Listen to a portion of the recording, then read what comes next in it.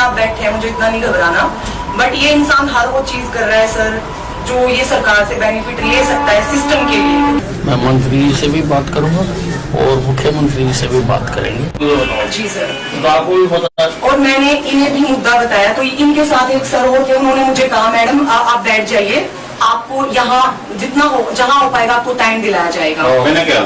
जी sir मैं थोड़ा परेशान चल रही हूँ, मुझे ध्यान नहीं है, तो ये भी थे वहाँ। और उसके ठीक थोड़ी बात जैसे ही आप उठे, मैं नजदीक आ रही तो चलो वो जो वहाँ की भी सारी इन्फॉर्मेशन संदीप सर के पास थी कि ये हॉस्पिटल यहाँ आ गई है।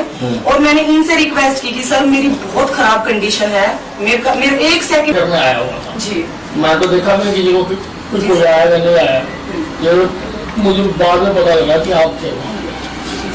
मेरा सिर्फ इतना मतलब है सर कि जो भी है चीजें मैं एफर्ट अपनी बात रखने की कोशिश कर रही हूँ, लेकिन उसके बीच में सब चीजें उन तक जा रही हैं, उसका भी मुझे कोई अभी तो मुझे कोई डर है ही नहीं, क्योंकि मुझे आप पे सबसे ज्यादा भरोसा है। और मैं चाहती हूँ सर ये इंसान आप किसी भी डिजर्विंग आदमी को बिठाएं, पर ये एक ओलंपियन एथलीट है, हमने भी ओलंपिक क्वालिफाई किया, बहुत मेहनत की है सर, बहुत ज्यादा देश के लिए शायद ना कर पाए, पर अपने हरियाणा के लिए बचपन से मैंने इतना किया है कि इतने सर्टिफिकेट और मेडल है बोरी भर जाएगी।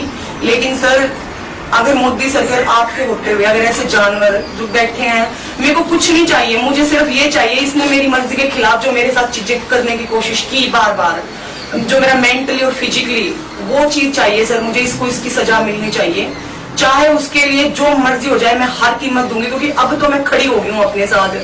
जो ये धमकियां दिलवा रहा है, पैसे से चीजें करवा रहा है, और पॉलिटिकली मेरा कोई लेना देना नहीं है सर, मैं खुद बोल रही हूँ, ये चीजें छोटी सी थी क्योंकि मेरे फादर ने हमेशा इंस्पायर किया है, वो एक मामूली से प्रिंसिपल रिटायर हुए हैं जज्जर डिस्ट्रिक्ट से, और बचपन से ही जैसे एपीजे अब्दुल कलाम है, उन्होंने ऐसी शिक्षा दी है हमें कि बेटा गलत चीज के लिए कभी नहीं झुकोगे, चाहे सब बोल रहे हैं अभी तुम सोच लो अनिल विज के पास जा रही हो, करियर की लग जाएगी, सर मेरे को दिक्कत ही नहीं है, जो मर्जी हो जाए।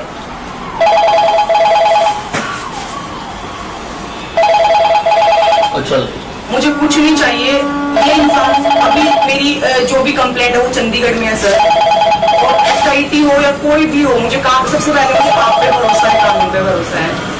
लेकिन सर हरियाणा में जो भी चीजें चल रही है, पहली बात तो मैंने यहाँ कोई कंप्लेन नहीं दी, वो सारा हादसा सेक्टर 7 चंडीगढ़ का है। दूसरी बात उसकी जुरिस्डिक्शन तो चंडीगढ़ ही है, और ये जो FIR दर्ज हो गई है जी, ये जो जाके जो सारी चीजें मेरा जो पर्सनल लाइफ से लेके मेरे स्पोर्ट्स करियर में जितने मेरे टच में प्लेयर रहे हैं, ये जो भी कर रहे हैं मुझे कोई फर्क नहीं पड़ता।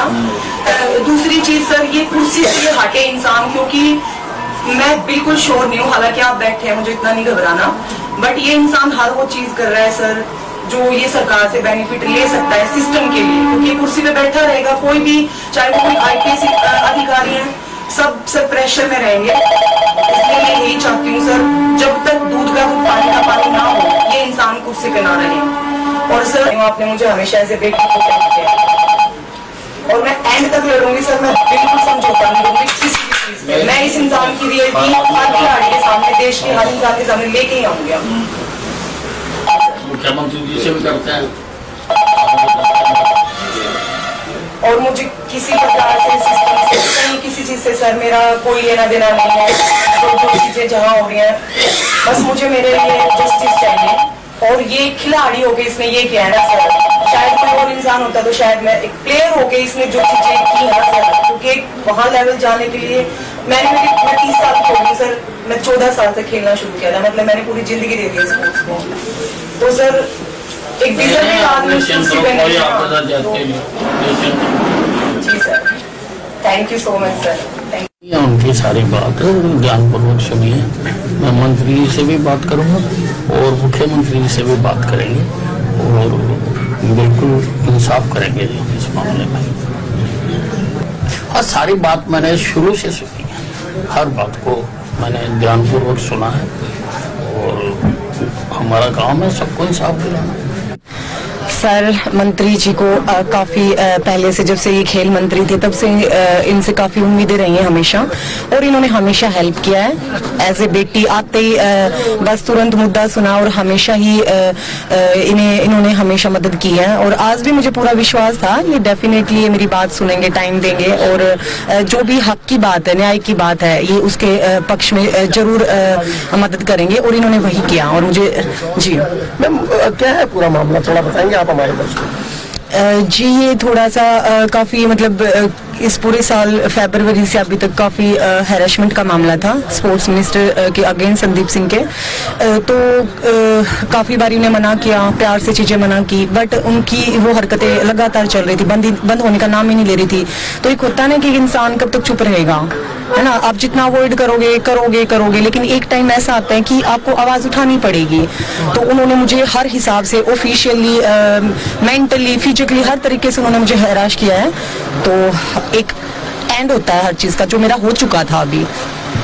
जी मंत्री जी ने क्या अब कहा आपको, और क्या आपको लगता है कि कार्रवाई होगी?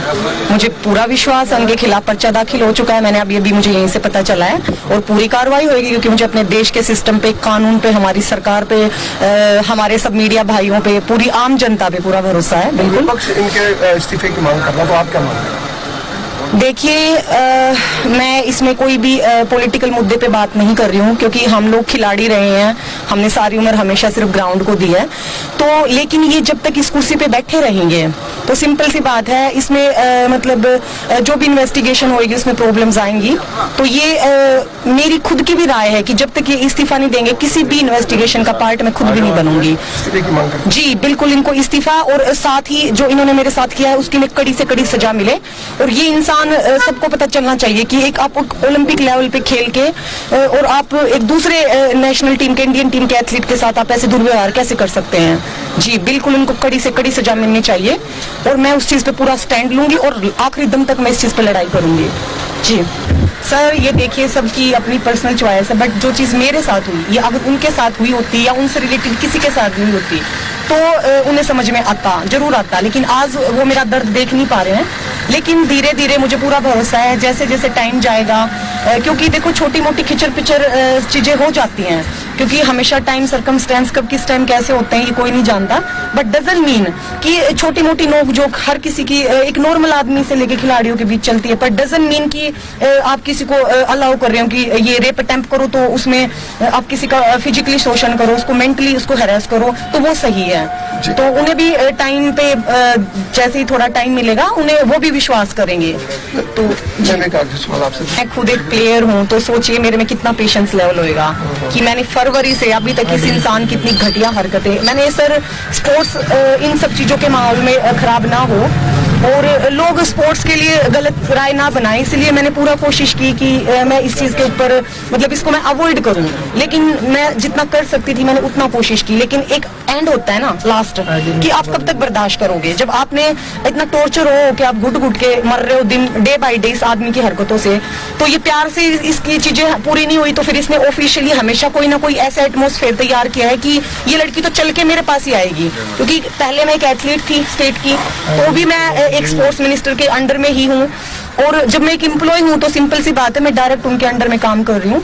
तो इन्होंने हर वो चीज की, ये बाज नहीं आए अपनी हरकतों से, तो मेरा सब्र बिल्कुल पेशेंस जवाब दे चुका था और इसीलिए मुझे आना ही पड़ा बाहर। मेरा सवाल यह है कि कुछ और लोग भी आपकी तरफ भी हर कोई बता रहा है, लेकिन सर ये लड़ाई अभी हाल फिलहाल मैं अकेली हूँ तो मेरी अपनी लड़ाई है, लेकिन ऐसे हैं काफी लोग हैं, लेकिन शायद वो सामने आने से अभी घबरा रहे हैं। और मुझे पूरी उम्मीदें हैं कि जैसे ये इंसान इस्तीफा देगा, ये सलाखों के पीछे होगा, तो शायद वो लोग भी आएंगे, जरूर आएंगे वो सामने। जी।